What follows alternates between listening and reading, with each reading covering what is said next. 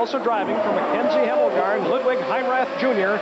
went out of the race with mechanical problems. And that is A.J. Foyt, the great Texas veteran, car number 14, who qualified slowest for this race, ending his racing day here in Toronto. Shut her down, pulled her off the circuit. You know, I'm beginning to wonder about the situation with the Gallus team and Al Unser Jr. If you remember, in the first flurry of stops, he was one of the first cars to head in for the pits. Well, now we've seen Michael make his stop. We have not seen Danny Sullivan or Rick Mears or Bobby Rahal head for the pits yet. Is that a prediction that Michael has a problem, or is it an indication that the Al Unser Jr. car is getting a great deal more fuel mileage than we anticipated? Bobby Rahal still trying to catch Danny Sullivan. Rahal and Sullivan are now running third and fourth respectively. Car number 20, there he is. Emerson Fittipaldi is now running second to Al Unser Jr. Fittipaldi with a spectacular show here yesterday as Rahal does not go by Sullivan in turn 3. Fittipaldi with a spectacular show here yesterday. A sub-60-second lap. The first time in history. Very impressive with all the heat. That's on board with Bobby Rahal. Oh, I like that with Rahal. You saw what he did. For several laps, for maybe 10 laps, he kept darting to the inside of Danny Sullivan. Sullivan kept pulling down to the inside to keep Rahal trapped and from moving through. So on this time as they come by, Rahal with a little better run comes to the outside. Fittipaldi makes his stop, the second place car. They fit the car with 4 fresh tires. The time here now is controlled by the fuel flow. They want to get every drop of fuel into the car. They've got it. Down off the jacks, Fittipaldi back into the fight.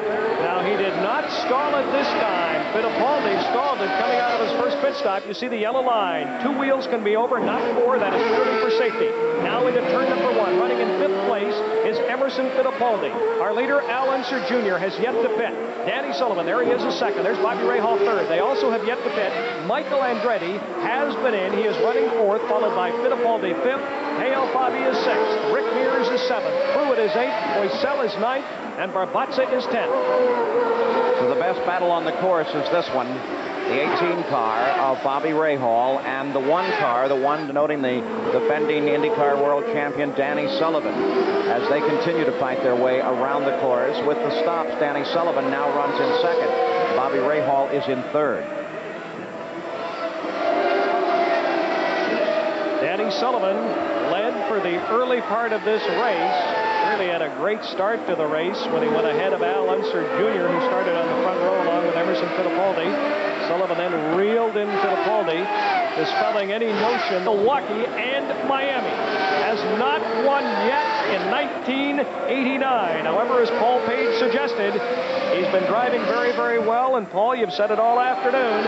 I would not want to be going against Andretti if he takes the lead. His lead, though, is now down to about 5.5 seconds over car 20, Emerson Fittipaldi. Now, it was 10 seconds. Maybe he's just taking it easy. I'm not sure. They now go into that straight into turn number 3. We'll keep a watch on the computer. Still about 5.5 seconds, the lead over Fittipaldi. Of course, all of these cars have two-way radios. His crew can, if they care to, tell him just how close Fittipaldi is. In the last 7 laps, Fittipaldi has closed the interval by 4 seconds.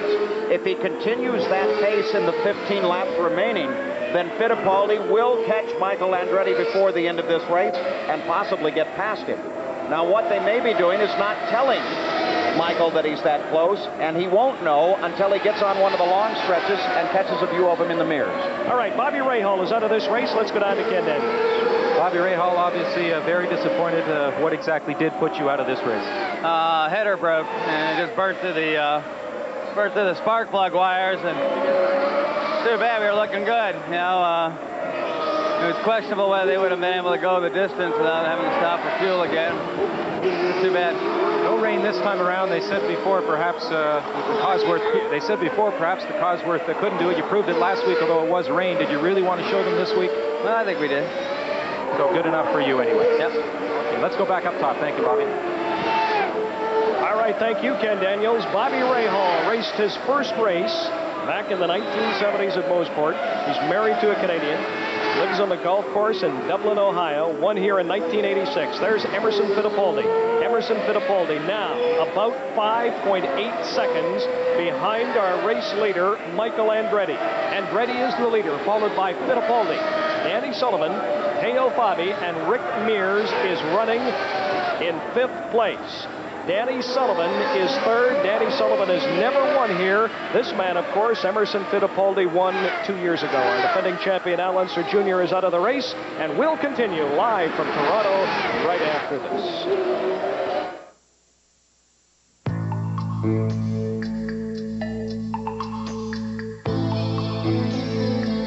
Wolfgang Porsche himself is here, attending his first race from Stuttgart, West Germany. Has to be very happy with what he sees. This March Porsche of Fabi is now running 4th behind Andretti, Fittipaldi, and Sullivan. Now, Porsche had such high hopes. They had a devastating blow last year, Paul Page, when Al Holbert was killed in the car accident.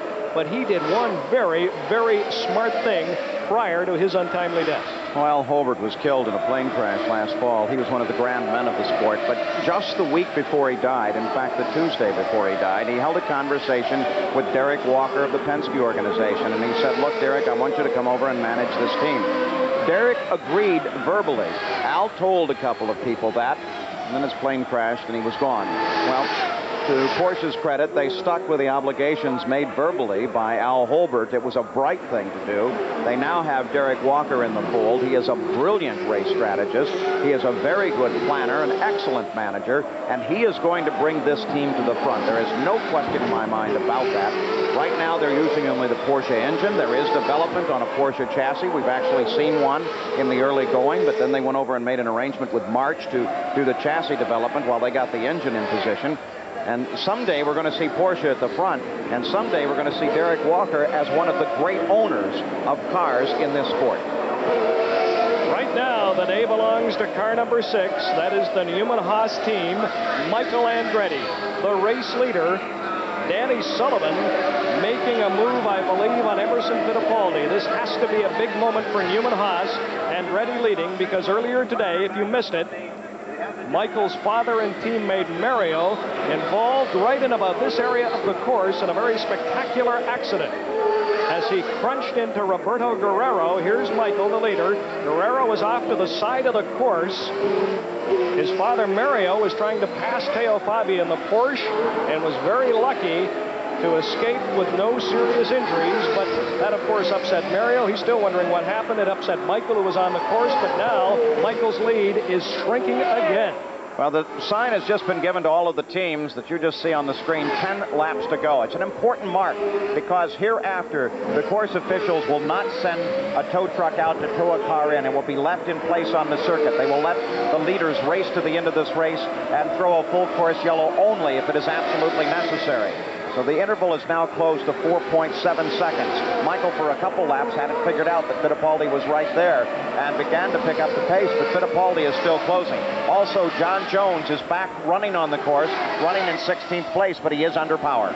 There's a look at John Jones very briefly, and the leader still, though, is Michael Andretti, followed by Emerson Fittipaldi, Danny Sullivan, Teo Fabi, and Rick Mears. Back live to Toronto with 9 laps to go. The defending overall kart champion, that is signified by the number 1 on his car, Danny Sullivan, is currently running 3rd behind Michael Andretti and Emerson Fittipaldi. We look down from the blimp, the Goodyear ship America, based in Houston, Texas.